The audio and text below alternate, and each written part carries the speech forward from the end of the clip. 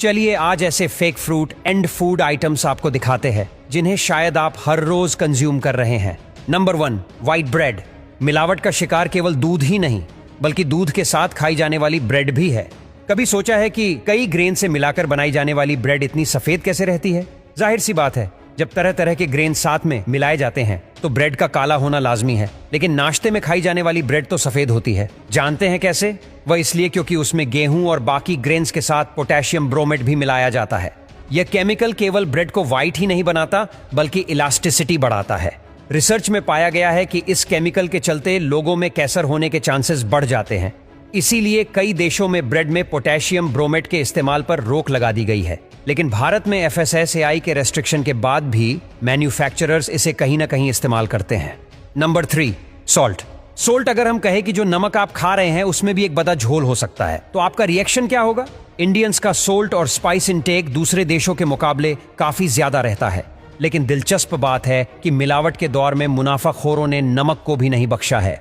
दरअसल कुछ लोग आयोडीन नमक बनाने के बजाय ग्लास और पॉलिएस्टर से सस्ती इंडस्ट्रियल सोल्ट बनाते हैं और इसे बाजार में खुलेआम बेचते हैं। दरअसल शुद्ध नमक बनाने की प्रोसेस काफी एक्सपेंसिव होती है, इसीलिए सस्ते में काम निपटाने के लिए लोगों की सेहत से खेला जाता है।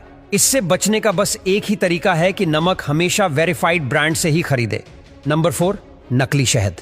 दोस्तों, ये तो हम सबको पता है कि मधुमक्खियां शहद बनाने के लिए फूलों का इस्तेमाल करती हैं, पर नकली शहद बनाने के लिए इन पालतू मधुमक्खियों का इस्तेमाल किया जाता है। पर ये मधुमक्खियां फूलों का रस चूसकर शहद नहीं बनाती, बल्कि इनके बॉक्स के ऊपर चीनी को इस तरीके से घेर दिया जाता है कि बाद मधुमक्खियां इस चीनी को खाकर बॉक्स के अंदर वापस चली जाती हैं और फिर इस प्रोसेस से जो शहद तैयार होता है वह नकली शहद होता है। अब आइए जानते हैं नकली शहद को कैसे पहचान सकते हैं। देखो, नकली शहद पहचानने के तरीके में आपको शहद की एक बूंद लेकर कपड़े पर गिराना है, और अगर वह बूंद कपड़े में न लगने की बजाय नीचे गिर जाए तो आपका शहद असली है, और नकली शहद हुआ तो कपड़े पर चिपक जाएगा। और अब तो नकली शहद में इतने सारे केमिकल मिला देते हैं कि नकली शहद को पहचान पाना काफी मुश्किल हो जाता है।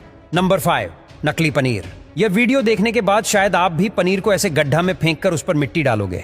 दरअसल बात यह है कि 2022 में मुंबई पुलिस ने 2000 केजी पनीर को सीज किया था, जो कि नकली पनीर थे, जिसे कि बहुत ही अनहेल्दी तरीकों से बनाया गया था। और आए दिन ऐसे न्यूज आती रहती है कि नकली पनीर सीज किया गया। दरअसल नकली पनीर बनाने के लिए वेंडर्स क्या करते हैं कि मिल्क पाउडर और पानी को मिलाकर उसमें चूना मिलाकर उसे जमा देते हैं, फिर उसे क्रीमी बनाने के लिए उसमें पाम ऑयल डाल देते हैं और मार्केट में बेचने लगते हैं, जिसको खाना टोटली अनहेल्दी होता है। इसलिए आप पनीर खरीदने से पहले ठीक से चेक कर लेना। सेब।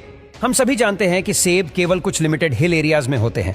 अब जरा टेक्निकली सोचिए, हिल एरिया से चमकदार सेब 140 करोड़ आबादी तक पहुंचाने के लिए मार्केट सप्लायर्स क्या करते होंगे? ज्यादा कुछ नहीं, बस उसके रंग रूप से छेड़छाड़।